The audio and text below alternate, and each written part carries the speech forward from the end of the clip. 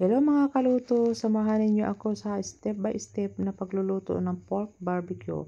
Perfect sa ulam o handaan, simple lang ang mga sangkap at siguradong masarap. So ngayon magdidikdik tayo ng bawang.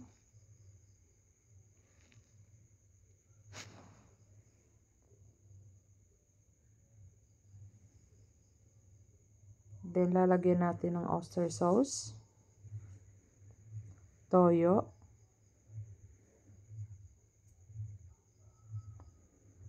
kalamansi,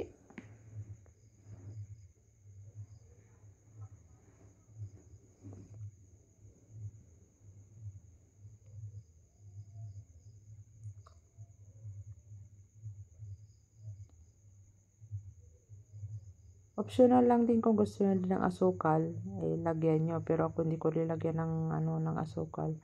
So, nilagyan natin ng pamienta. Halo-haloin muna natin yung ating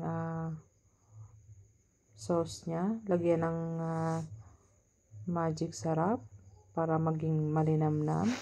So, yan, ibabad nga na natin. I-stay lang muna natin ng kahit 30 to 1 hour. Okay na yun. Woo! 哎呦我的妈！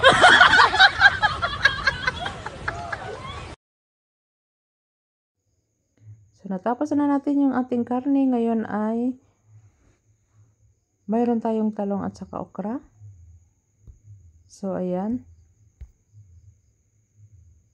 Ilalaga natin yung okra natin. Hugasan natin ngayon. At para partner yan sa ating karne mamaya. Yan ay galing pa yan sa garden ko. Nagtanim-tanim din ako para mayroon tayong aanihin. So, masipag akong magtanim. Dito sa probinsya kasi uso yung mga nagtatanim ng mga gaya ng mga halamang yung mga gulay-gulay, ganun. Ang sarap kasi ang feeling pag marami kang feelings. Marami kang gulay sa bakuran nyo. So, ayan yung kalamansi ko nga naman. Yung kalamansi namin. So, kukuha ka na lang dyan sa harap ng kusina mo. So, ayan. Magtitimpla tayo ng ating sausawan.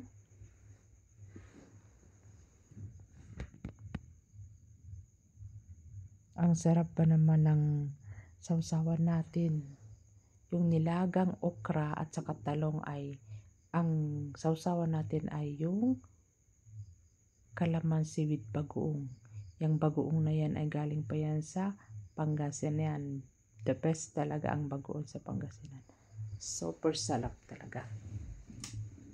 So, ayan yung ating karne. Yung barbecue natin at ay niihaw na natin. So, dyan lang ako nag-ihaw kasi nga wala kaming uling. So, mas maganda naman din mag-ihaw. Nakakatakam nga naman ang barbecue natin. Taray, nagugutom na tayo. Amoy pa lang gutom ka na.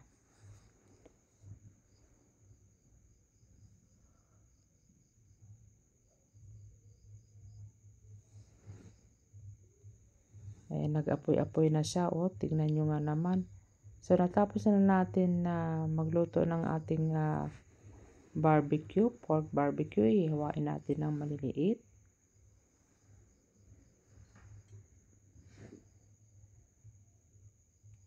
Parang gusto kong tumikim yan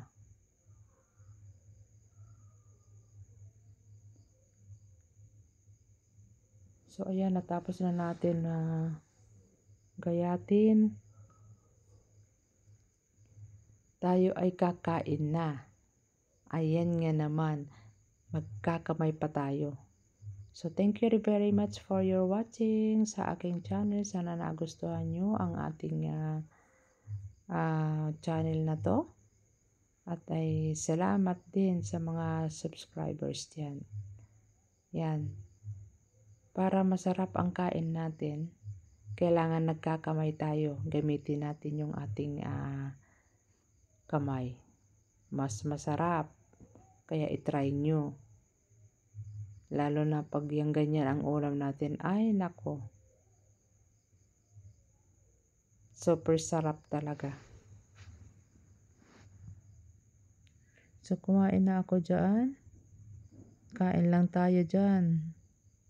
Yung talong ba naman ay nilaga. So, partner na partner yan sa ating barbecue.